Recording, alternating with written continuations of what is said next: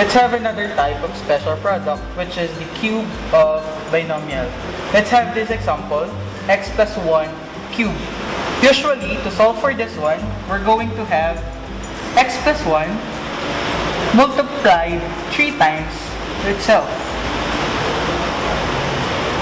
That is x plus 1 times the quantity x plus 1 times the quantity x plus 1. Earlier, for you to simplify this one, you're going to use the FOIL method. Now, simplifying this one, first term, x times x is x squared.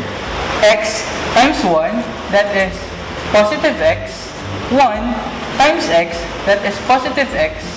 And then 1 times 1, that is positive 1. Simplifying, x squared plus 2x plus 1, and then bring down, multiplied by x plus 1. Using distribution, x times x squared, that is x cubed. X times 2x, that is positive 2x squared. X times 1, that is positive x. And then multiply 1 to this trinomial, going to have the same trinomial, x squared plus 2x plus 1. Simplify, x cubed, copy, plus 2x squared plus x squared, that is 3x squared. X plus 2x, that is 3x. And then positive 1. Now, the cube of x plus 1 is equal to x cubed plus 3x squared plus 3x plus 1. Now, solving this one using special products, I want you to remember the numbers 1, 3, 3, 1. These are the constants that you need to multiply to the numerical coefficient of the variables. Now, how to solve it? First, get the cube of the first term, that is x cubed. Now, multiply the square of the first term and the second term, that is x squared times 1. Next, multiply the first term to the squared of the second term, that is x multiplied by 1 squared, and then cube the last term, that is 1 cubed. As you can see, the sign between the two numbers or the two terms is positive. Therefore, all of the signs are positive. Now, simplify, x cubed plus x squared plus x plus 1. Now, I want you to put the numbers here. 1, 3, 3, and then 1. Multiply x cubed plus 3x squared plus 3x plus 1. We have the same answer from earlier. So the cube of x plus 1 is x cubed plus 3x squared plus 3x plus 1. Let's have another example, 2a plus 1 cubed. Again, use the numbers 1, 3, 3, 1. First, get the cube of the first term, 2a cubed. Next, get the square of the first term multiplied by the second term. Third, multiply the first term to the square of the second term. 3 squared. And then lastly, get the cube of the last term, that is plus 3 cubed. Simplify. 2 cubed is 8a cubed plus 2a squared is equal to 4a squared multiplied by 3, that is 12a squared. 2a times 3 squared, 3 squared is 9 times 2a, that is plus 18a. Plus, what is 3 cubed? 3 times 3 is 9, 9 times 3 is 27. Now, multiply these numbers, 1, 3, 3, and 1. 1 times 8a cubed is 8a cubed. 2 a squared times 3, that is 36a squared, plus 18a times 3, that is 54a, and then 27 times 1 is plus 27. Therefore, the cube of 2a plus 3 is 8a cubed plus 36a squared plus 54a plus 27. Let's have another example, c squared plus 3b cubed. Again, the numbers 1, 3, 3, 1.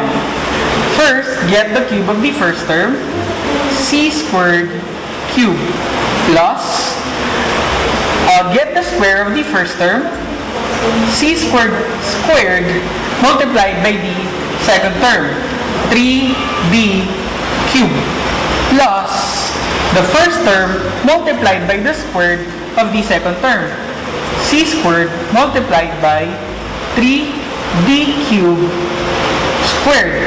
And lastly, get the cube of the last term, that is 3b cubed. Simplify. To simplify a power of a power, we just simply need to multiply their exponents. So c squared cubed, that is c raised to the 6th power, plus c squared is c to the 4th times 3d cubed. Simply put the constant here and then the cube.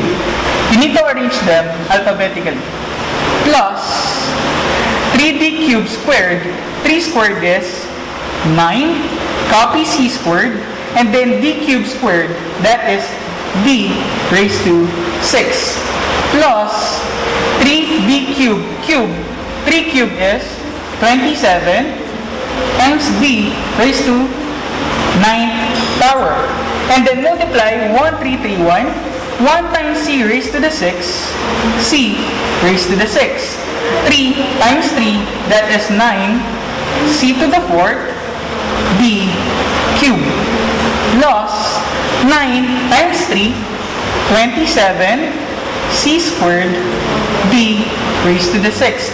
And then 27, d raised to the 9th power times 1 is plus 27, d raised to 9. Therefore, c squared plus 3d cubed is equal to c raised to the 6th plus 9c raised to the 4th power d cubed plus 27c squared d raised to the 6th power plus 27d raised to the 9th power.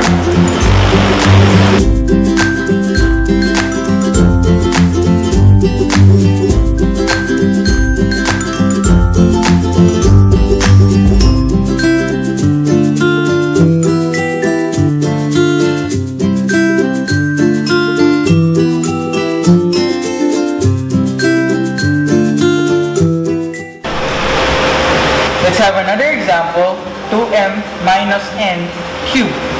The numbers 1, 3, 3, and 1. Get the cube of the first term, 2m cubed, plus square of the first term multiplied to the second term, 2m squared multiplied by negative n, plus first term multiplied to the square of the second term, 2m times negative n squared, and then plus the cube of the second term. Simplify. 2m cubed is equal to 8m cubed, plus 2m squared is 4m squared times negative n. Positive will become negative 4m squared n. And then negative n squared is positive n times 2m, that is positive 2m n squared. And then get the cube of negative n, that is negative n cubed. And then multiply these numbers, 1 times 8m cubed, 8m cubed. Negative 4m squared n times 3, that is negative 12m squared n. 2mn squared times 3, that is positive 6mn squared. And then negative n cubed times 1, that is negative n cubed. Therefore, the cube of 2m minus n cubed is 8n cubed minus 12m squared n plus 6mn squared minus n cubed. If you can notice, on the cube of a binomial, if addition is between these terms, all the product or all the operations or sign in their product is positive. While if it's negative or subtraction, the sign is alternating. Positive, negative, positive, negative. Let's have another example. 2x minus y cubed. Again, the numbers 1, 3, 3, 1. First, get the cube of the first term, 2x cubed. And then add square of the first term multiplied to the second term. 2x squared multiplied to negative y. Add first term multiplied to the square of the second term, 2x times negative y squared. And then lastly, get the cube of the last term, plus negative y cubed. Simplify. 2x cubed, that is 8x cubed. 2x squared times negative y, that is negative 4x squared y. 2x times negative y squared, that is positive 2xy squared. And then lastly, negative y cubed, that is negative y cubed. Then multiply the numbers. 1 times 8x cubed, 8x cubed. Negative 4x squared y times 3, that is negative 12x squared y. Plus 2xy squared times 3 plus 6xy squared. And then lastly, negative y cubed times positive 1, that is negative y cubed. Therefore, the cube of 2x minus y is 8x cubed minus 12x squared y plus 6xy squared minus y cubed. Now, let's have another example, 2a minus 3 cubed. As you can see, the operation between the two terms is negative. But we're going to also use the same process. The numbers 1, 3, 3, 1. First, get the cube of the first term, 2a cubed. And then, square the first term, multiply it to the second term. 2a squared times negative 3. Add. Next, first term multiplied to the square of the second term, plus 2a times negative 3 squared, and then plus, get the cube of the second term, negative 3 cubed, and then simplify. 2a cubed is equal to 8a cubed. And then 2a squared is equal to 4a squared times negative 3, that is negative 12a squared. 2a times negative 3 squared, that is positive 18a. And then negative 3 cubed, that is negative 27.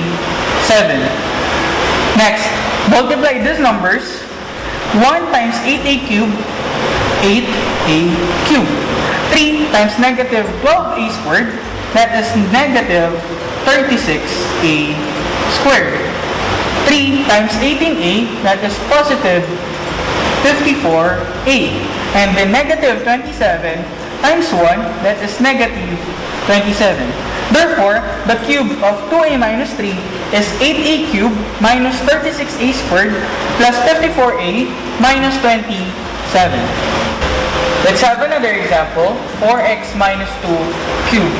Again, the numbers 1, 3, 3, 1. First, get the cube of the first term, 4x cubed, plus square of the first term multiplied to the second term, 4x squared times negative 2, plus first term multiplied to the square of the second term, 4x multiplied by negative 2 squared. And lastly, get the cube of the second term. Negative 2 cube. Simplify. 4x cubed, 4 times 4 is 16. 4 times 16 is 64x cubed.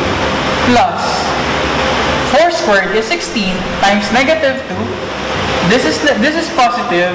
This will become now negative 32x squared.